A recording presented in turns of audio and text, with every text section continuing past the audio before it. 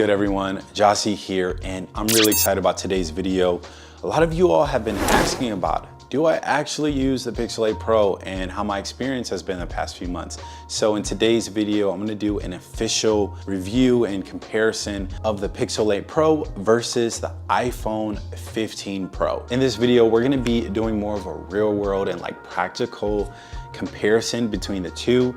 The Pixel 8 Pro was my first ever Android purchase. So I've been an Apple fanboy my entire life. I'm probably the definition of an Apple fanboy. I actually really enjoy using the Pixel 8 Pro, and this is all my opinion and my experience. So yesterday I picked up the Apple Watch Ultra 2, and I've been on a fence about this watch for, I guess, since it came out. I did buy it, the Ultra 1, and did an unboxing, and then I just returned it because I thought it was too expensive, not really worth the money. But now, since I do so much outdoor running and outdoor exercising and workouts, I thought it'd be the perfect time to cop the Apple Watch Ultra 2 before my half marathon in San Francisco. Now, I also think you're gonna notice a theme when it comes to how I use the Pixel 8 Pro, and that theme will be centered around productivity. And that's just my experience. The iPhone 15 Pro has been my go-to for consuming content, but the Pixel 8 Pro has been my go-to when it comes to productivity. My favorite productivity app is this really simple app called To-Do List.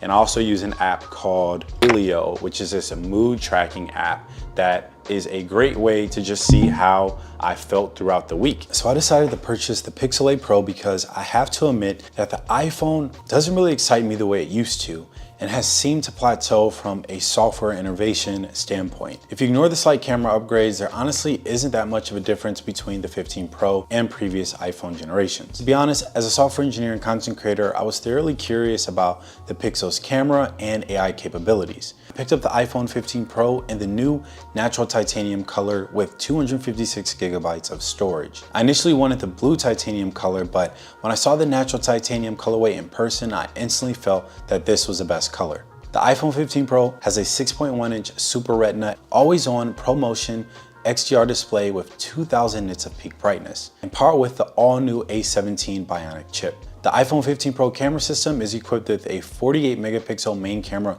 delivering super high resolution photos. That's a direct quote from Apple that I 100% agree with. As a creator who loves taking photos, posting collage pictures on Instagram, and posting carousel pictures on TikTok using my iPhone 15 Pro. The main camera has a 24mm focal length at f1.78 aperture, a sneaky underrated 13mm f2.2 ultra wide camera that performs pretty well in low light. The telephoto camera also has a 48mm focal length at f1.78 aperture, giving you those sharp and high resolution magazine-like picture quality. Apple also markets that the battery life for the iPhone 15 Pro is up to 20 hours of video playback. I decided to go with the Pixel 8 Pro with 256 gigabytes of storage in the obsidian color. It just looked too stealth not to go with. It has a 6.7-inch OLED display with a 120Hz refresh rate, Tensor G3 processor. Pixel 8 Pro also has a triple camera system as well, 58 megapixel f1.7 main camera, 48 megapixel telephoto camera, and 48 megapixel ultra wide camera, and packed with a plethora of in-post AI tools, along with a modest 10.5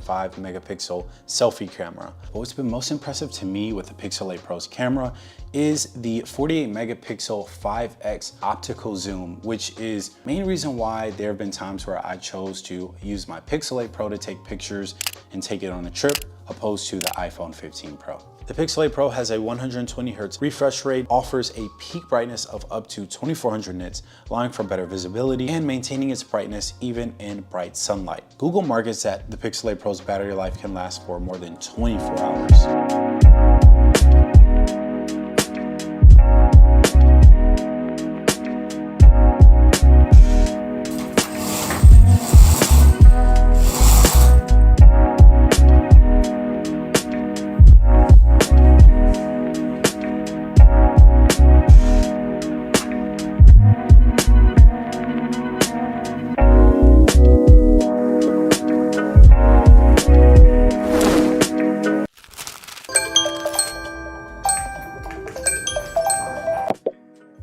My timer for boiling sweet potatoes for lunch just ended, and I wanted to end the timer hands-free, just like how I started the timer hands-free. I had a toast notification that told me to just say stop, but I said, stop instead, and then it kind of errored out. So I don't know if that's a bad user experience, because I would expect Google's AI to know that I have a timer running, so that's why I told it to stop. But maybe I should have just followed the toast notification word for word. So I mostly use the Pixel 8 Pro for productivity. And I also just don't really use social media that often on this phone, even though I have YouTube, Instagram, and TikTok installed on this phone. Maybe Android has better productivity apps, or I don't know. Maybe it's something specific to me where my iPhone is more used for consuming content and my Pixel be used for more productivity. And that may or may not be predicated on the features offered for each phone. I mean, if you really think about it, both have solid cameras.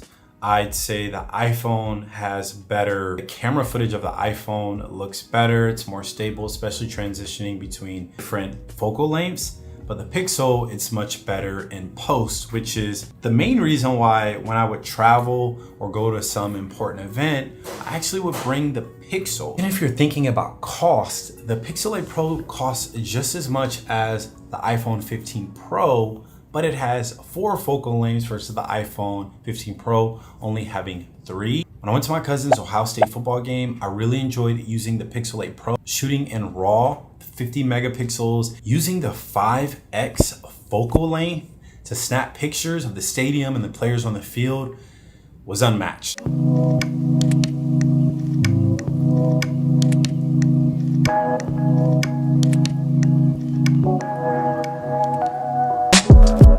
Okay, so this is my comparison as an Apple fanboy who's used both the Pixel 8 Pro and the iPhone 15 Pro for about 3 months. In terms of cost, I spent $1,059 on the Pixel 8 Pro. I've seen it on sale for $859. The iPhone 15 Pro cost $1,099, so both phones were similarly priced initially, but you're more likely to find the Pixel 8 Pro on sale than the iPhone 15 Pro. The Pixel 8 Pro is undoubtedly the more fun phone to use.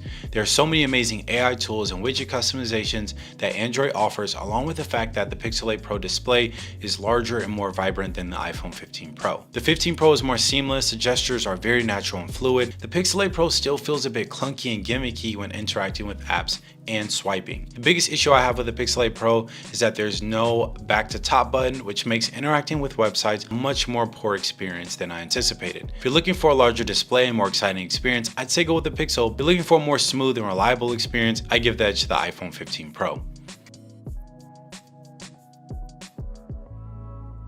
So when it comes to unlocking my phone, I found that the Pixel 8 Pro has been much less reliable than the iPhone. The fingerprint and Face ID work about 70% of the time, but never work when I'm in a rush. Also noticed this bug where I'd unlock my phone and my apps don't show, it just shows my background image. Obviously, iPhone doesn't have Touch ID, so Pixel has more options for unlocking your phone, but Face ID works much more often, performs better in low light, and if part of my face is covered, it still can unlock my phone. iPhone definitely wins this category. The Pixel 8 Pro's AI tools can't be ignored. The AI tool I've enjoyed the most is Google Lens. This feature is extremely helpful. Background noise reduction, faking sunsets in the background are also incredibly powerful. For example, we've used Google Lens to snap pictures of really cool buildings, along with taking pictures of animals or plants when walking in the park. I recently updated my Pixel and I've been loving the video boost feature, which makes low light and image stabilization so good on the Pixel 8 Pro. The 15 Pro's photos always look exactly how you intend to look. The low light is solid, and most importantly, the contrast and shadows make me look more realistic,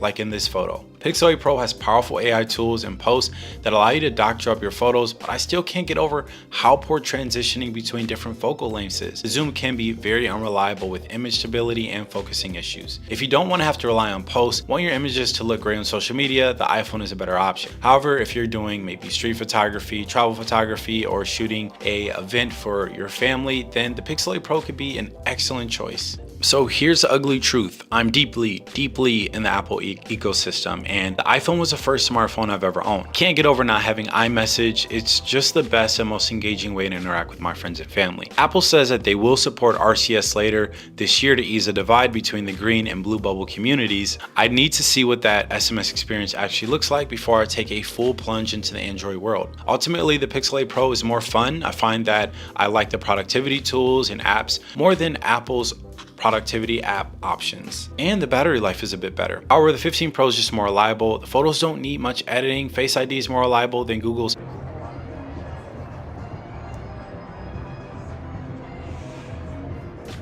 bit more. So that pretty much wraps up this review of the Pixel 8 Pro and 15 Pro. Be sure to comment your thoughts about each phone or whichever one you prefer. And also let me know if you want to see me review or do a day in the life with the Samsung S24 Ultra. And as always,